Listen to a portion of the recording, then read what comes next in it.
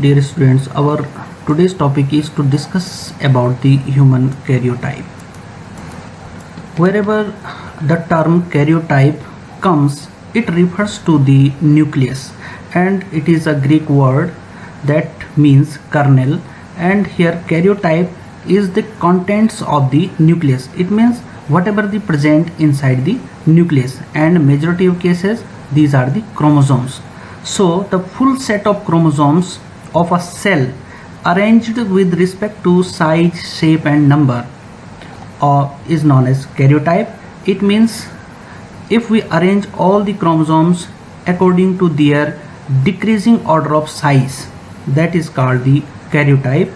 And we know there are 46 chromosomes in human beings. Every cell has 46 chromosomes. In female, both the sex chromosomes are same, so the normal female karyotype is 46XX, whereas that of a normal male karyotype is 46XY. We know that every chromosome has a centromere that divides the chromosome into two parts, the long arm and short arm. The position of centromere is constant for a given chromosome, and on the basis of the position of centromere, the chromosomes may be grouped into three categories. One is the metacentric, where the centromere lies at the middle of both the arms. The acrocentric or the telocentric chromosomes, where the centromere lies at the one end of the one arm. And the submetacentric, it is an intermediate position between metacentric and acrocentric or telocentric. These are the chromosomes. First, third, 16, 19, 20 are metacentric. Chromosome number 13, 14, 15, 21, 22 and Y chromosomes are acrocentric, and the rest of the chromosomes comes under metacentric category. Now look carefully on the picture displayed here. These are two figures A and B, and the figure A represents the normal karyotype of a male. Why? Because the 23rd group of the chromosome. Here every chromosome is present in a group, and this group or this pair is the homologous pair first, this is second, and in each homologous pair of chromosome, one chromosome is descended from mother, the other chromosome from father. And the 23rd pair, that is the last pair or the sex chromosome, in male the one chromosome is large in size and the other chromosome is smaller, and this is the condition in male. The larger chromosome is X and the smaller chromosome is Y. Here the figure B represents the karyotype of human female.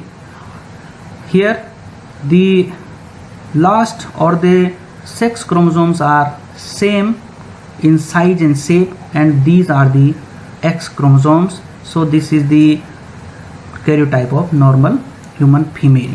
As we know that a centromere divides each chromosome into two arms. The short arm is denoted with the symbol P and the long arm with the symbol Q. Thus if we write 5P, it means we are saying something about the chromosome number 5 and the short arm of chromosome number 5. Similarly, if we write 7Q, it means we are telling something about the long arm of chromosome number 7. The chromosomes may be stained with numerous stains, but for routine karyotyping there is the G banding or Giemsa banding is usually preferred, and this stain produces nearly 500 to 600 alternating light and dark bands on chromosomes. At higher resolutions, sub-bands can be seen within the bands, and the pattern of bands, that is pattern of light and dark bands of a chromosome, is called the ideogram.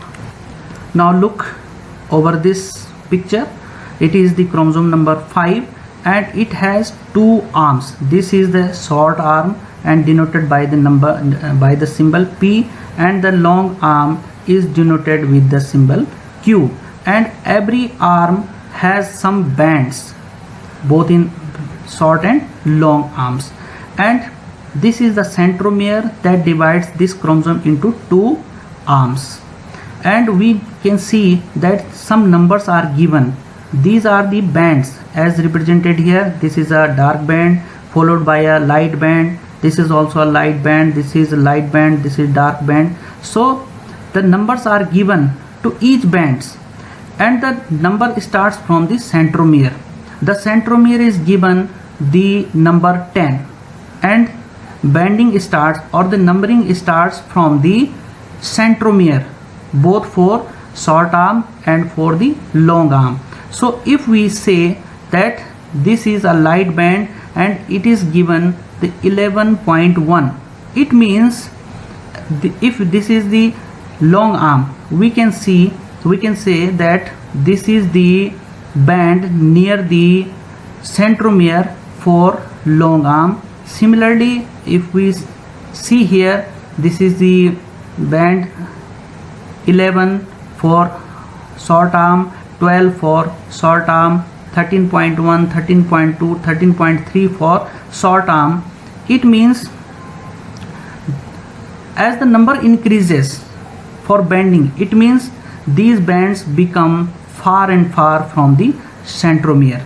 So here within this short arm of a chromosome number 5, we have regions 5p11, which is close to the centromere, and as the number increases, such as 5p12, 5p13, 5p14, 5p15, it means these are the bands far from, or in a distant position from the centromere.